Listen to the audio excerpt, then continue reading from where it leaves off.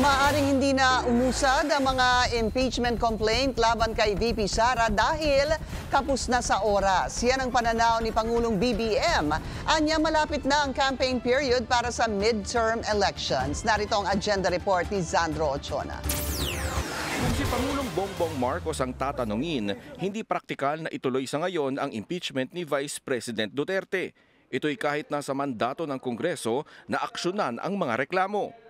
I don't think that now is the time to go through that. So, paubayan na muna natin sa ating... As a practical matter, papasok na tayo sa campaign period. Wala nang congressman, wala nang senador. Dahil nangangampay na lang sila. Hindi tayo makakabuo ng forum. And so, as a practical matter, the timing is very important. Sinang-ayunan din niya ang pananaw ni Chief Presidential Legal Counsel Juan Ponce Enrile. Tanong ni Enrile, maaari bang amyendahan ng Iglesia ni Cristo ang konstitusyon o suspindihin ang mga probisyon nito dahil sa isinagawa nilang rally? Giit pa niya, maaring may hindi magandang implikasyon ito at tanong pa niya, handa ba tayong tanggapin ang pangmatagalang epekto nito? Well, you know, JP is one of our best legal thinkers in the country. He is right. There is a consequence to, there will be a precedent.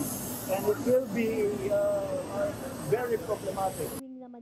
Para sa isa sa mga endorser ng impeachment complaint, nagmamasid ang taong bayan sa hakbang ng mga halal na opisyal ng gobyerno. Kailangan talagang maningil na ang mamamayan kay President Marcos.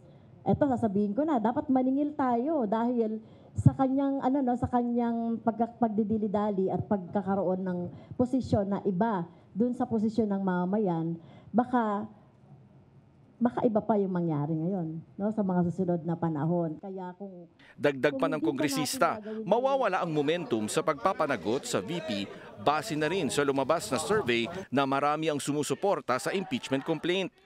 Posible rin daw mawala ang focus ng mga mambabatas habang nagmumukhang kinukonsinti ng Pangulo ang mga umano'y maling nagawa ng pangalawang Pangulo. Kahapon, sinabi ni Manila Representative Bienvenido Abante na tila malamig ang pananaw niya at ilang kongresista sa impeachment. Kaya planong magsagawa ng rally ang mga endorser para kalampagin ang mga kapwa kongresista. Iba naman ang pananaw ng kampo ng mga Duterte. Tuloy yan. Tuloy. Kaya lang yun. Medyo i-postpone muna natin. Postpone. Hindi mo sabi nila. Pero interesado kasi takot yata na... Gano'ng katagal? Baka naman 2027 na. Sila, pero tutuloy nila yan. Unless there will be a change of present dispensation. Umaasa ang mga endorser na makakakuha pa rin sila ng suporta mula sa mga kapwa kongresista para umusad ng impeachment complaint. Malalaman natin kung aabot ito bago mag-break ang Kongreso sa mga darating na linggo. Para sa agenda, Zandro Ochona, Billionario News Channel.